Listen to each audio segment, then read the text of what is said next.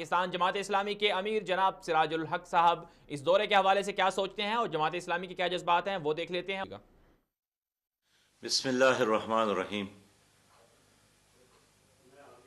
سعودی عرب کے ولی عہد شہزادہ محمد بن سلمان کے پاکستان آمد پر ہم ان کو خوش آمدید کہتے ہیں۔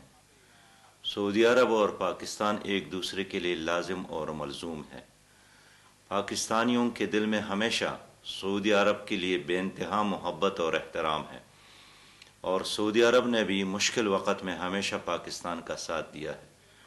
جب دنیا نے پابندیاں لگائی تھی ایٹمی دھماکے کے بعد، تو اس وقت بھی سعودی عرب نے پاکستان کا ساتھ دیا تھا، اور انڈیا نے جب پاکستان پر حملہ کیا تھا اس وقت بھی سعودی عرب نے پاکستان کا ساتھ دیا ہے۔ پاکستان کے اندر بہت سارے ایسی جگہ ہیں جو سعودی عرب اور پاکستان کے درمیان محبتوں کے علامات کی طور پر ہے، جس طرح شاہ فیصل مسجد اسلام آباد ہے، جس طرح خود فیصل آباد شہر کا نام فیصل آباد ہے، اور اس طرح شارع فیصل آباد۔ میں سمجھتا ہوں کہ اس وقت دنیا میں جو گلوبل مارچ جاری ہے، اس مارچ میں آگے نکلنے کے لیے سعودی عرب اور پاکستان کا ساتھ ساتھ چلنا بہت زیادہ ضروری ہے۔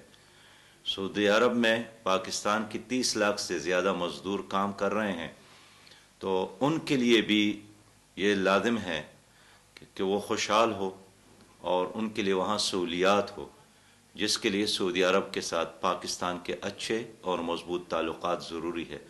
اور میرا یقین ہے کہ پاکستان کے حکمران ان مزدوروں کے مفادات کے لیے اور ان کے ریلیف کے لیے سعودی عرب کے حکمران سے بات کریں گے۔